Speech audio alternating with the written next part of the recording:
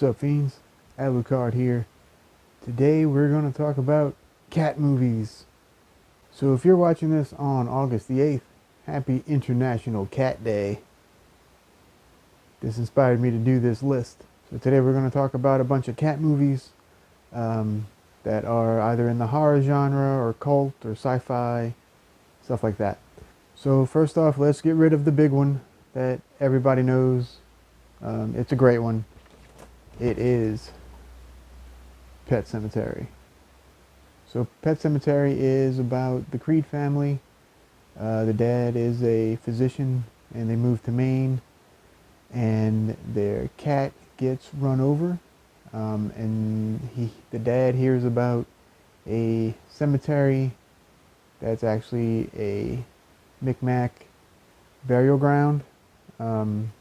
And the legend goes, if you bury something there, it comes back to life. So he's like, well, you know, what harm will it do? He goes and buries the cat, and the cat comes back. However, the cat comes back to life stinky and a little messed up, kind of deranged. But anyway, he doesn't see anything wrong with it. He's like, cool, our cat's back. So a little bit later, his little kid, he's about, I don't know, 2 or something, also gets run over by a truck on the same highway the cat got ran over, interesting enough. And so the dad is like, well, let's go bury the kid. Maybe the kid will come back. So of course he buries the kid, and the kid comes back as a murderous little crazy person. The cat in the movie is named Church. It's the little girl's cat, the sister of the little boy that gets killed. Anyway, it's a classic. I'm sure you've probably seen it. If you haven't seen it, check it out. I don't see it streaming anywhere for free, but of course you can rent it and watch it if you don't have the DVD or the Blu-ray. Alright, next up we're going to go Sleepwalkers. This is based on a Stephen King story. So basically the story is about this mother-son duo who's like this weird vampiric shape-shifting werecat type of deal. And they're like, they need the blood of virgins or something. So anyway, where did the cats come in? The cats are the werecats' big enemy. And come to find out, the only thing that can kill these werecats are regular cats, because they can claw them to death and stuff, and like that's the only thing that'll kill them. And so the main cat who gets the group of other cats together, his name is Clovis. He's the deputy's cat, and they go and fight the werecats at the end of the movie. It's not a very good movie. The effects are really kind of bad now. You can really see its age. It was made in the early 90s. But I don't know, I kind of like it. It's silly and stupid, but you know, what you gonna do?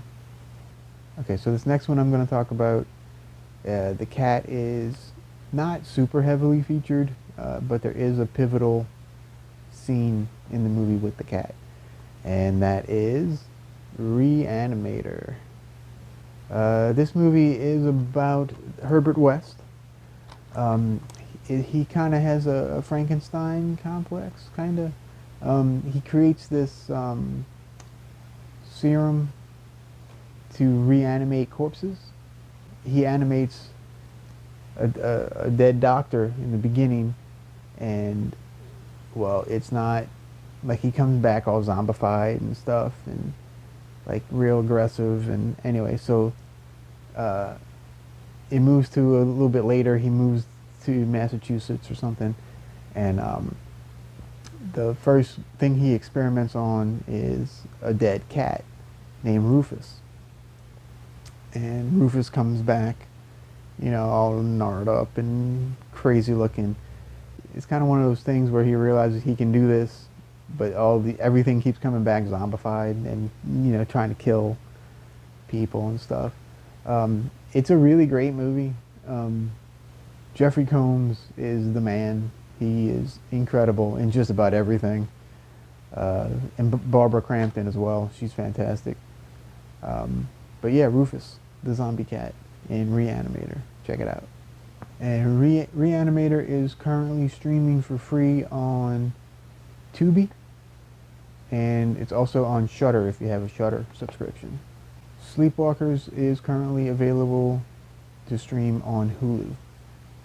Next up, we're going to talk a German animated film called Fellade from 1994. Fellade is a animated cartoon noir murder mystery movie with cats. All the main characters are cats, and they talk back and forth, so it's, you know, talking cats. It is definitely not a kids movie whatsoever. Do not let your kids watch this one. It is very brutal. It's gory. It's gross. It's dark. It's disturbing. But it's incredibly well done. I highly recommend watching this if you can take it. It usually is on YouTube. If it is, I'll leave a link below so you can check it out. I don't really want to tell you too much about it to give it away. But it's fantastic. Alright, next up we're going to talk Japanese crazy movie. Of course we're talking about House. House is a movie that was made with the intention of it being a knockoff of Jaws.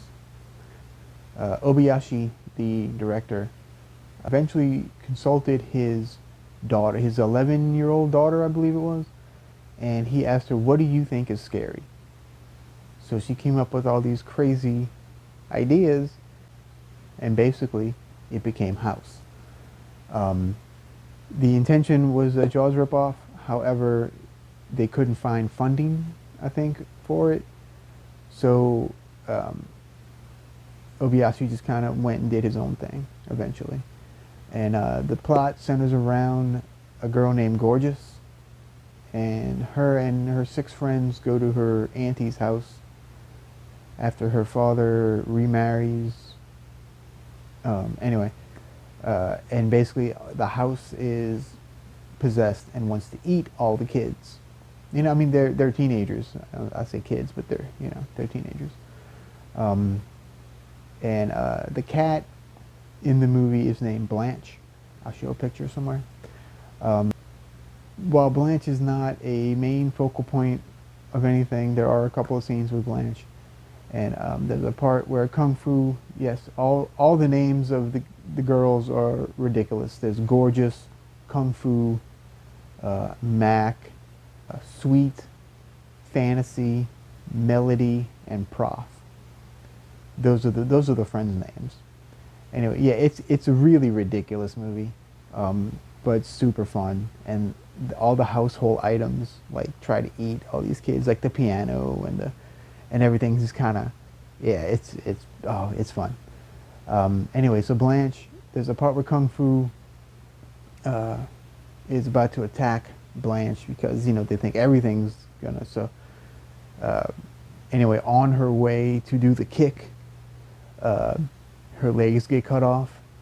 Her legs end up damaging the painting of Blanche, and it basically kills Blanche. It's so bizarre, but I mean, it's iconic enough. She's on all the posters and, you know, and everything.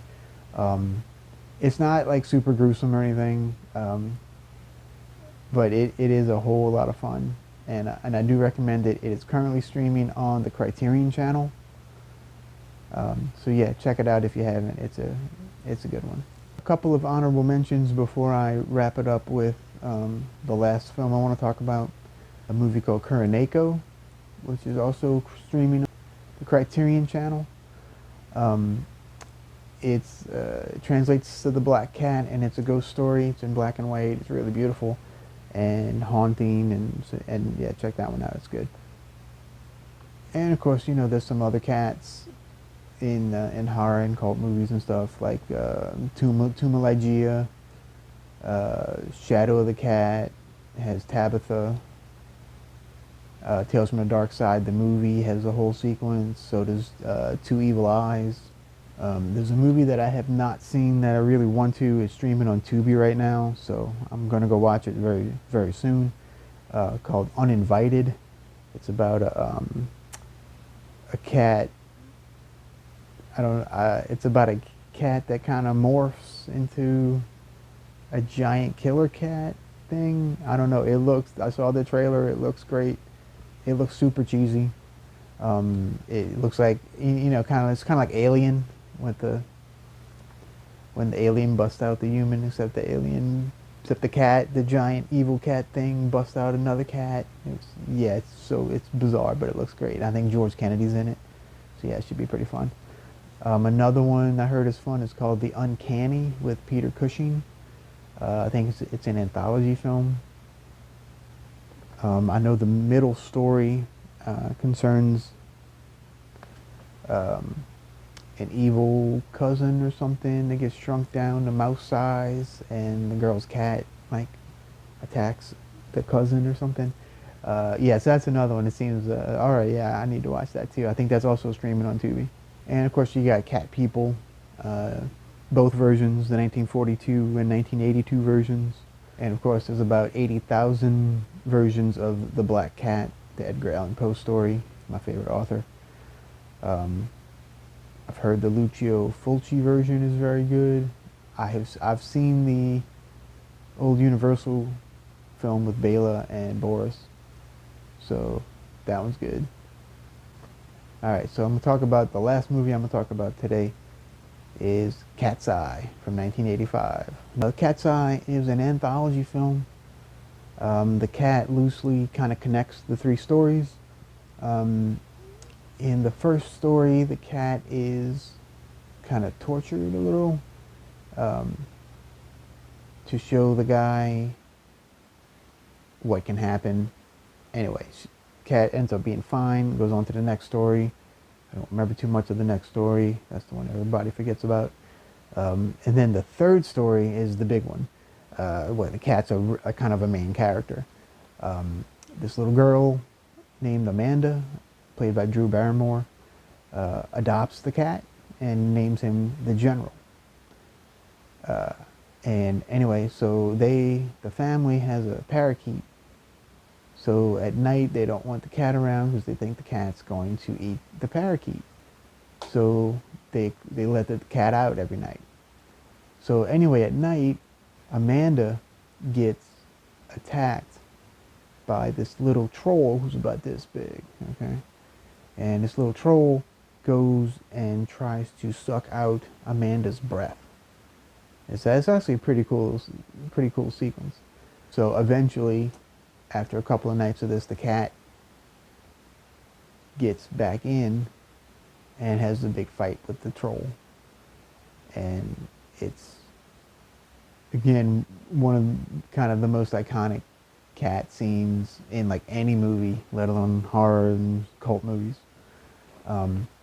If you haven't seen it, I highly recommend at least watching that last segment, that last story of the anthology. It is without a doubt one of my favorites. So, what cat movies do you like? Let me know down in the comments. I'd love to talk to you. And if you like this video, give me a thumbs up. It really helps me out. And subscribe if you're new. I will talk to you guys next time. Remember, stay spooky.